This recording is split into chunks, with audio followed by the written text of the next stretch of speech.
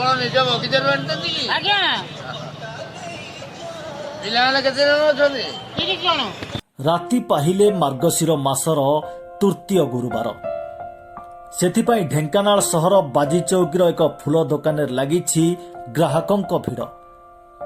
ମା ଲକ୍ଷ୍ମୀଙ୍କର ଅତି ପ୍ରିୟ ଫୁଲ ପଦ୍ମଫୁଲ ଠାରୁ ଆରମ୍ଭ କରି ଗେଣ୍ଡୁ, ମୂଳା, ଆଖୁ ଏବଂ ଧାନରେ ତିଆରି ସୁନ୍ଦର ସୁନ୍ଦର ବେଣ୍ଟି ଇତ୍ୟାଦି ଘରକୁ ନେବା ପାଇଁ ବଜାରରେ ଲାଗିଛି ଗ୍ରାହକଙ୍କ ଭିଡ଼। ଲକ୍ଷ୍ମୀ ପୁରାଣରେ ବର୍ଣ୍ଣିତ ଶ୍ରିୟା ଚଣ୍ଡାଣୀର ଭକ୍ତିରେ ପ୍ରସନ୍ନ ହୋଇ ମା ଲକ୍ଷ୍ମୀଙ୍କର ଦୟା ଏବଂ ଆଶୀର୍ବାଦ ପାଇପାରିଥିଲେ। ସେଥିପାଇଁ ଆମ ଓଡ଼ିଆ ଲୋକମାନଙ୍କର ମା ଲକ୍ଷ୍ମୀଙ୍କ ଉପରେ ଭରସା ଏବଂ ବିଶ୍ୱାସ ରହିଛି। ମା ଲକ୍ଷ୍ମୀଙ୍କର ଏହିସବୁ ଜିନିଷ ବିକିବା ପାଇଁ ବେପାରୀ ଭାଇ ବି ବେଶ ଖୁସି ଥିବା ଜଣାପଡ଼ୁଛି। Bureau report MM news.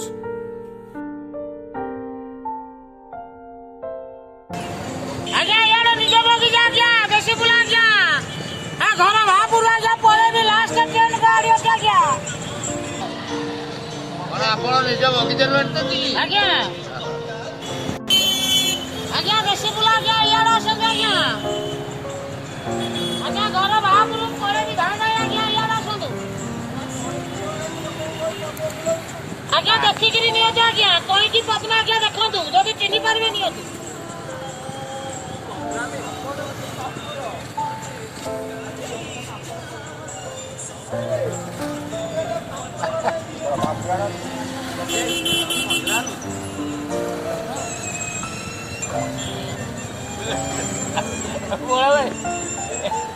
ବାବୁ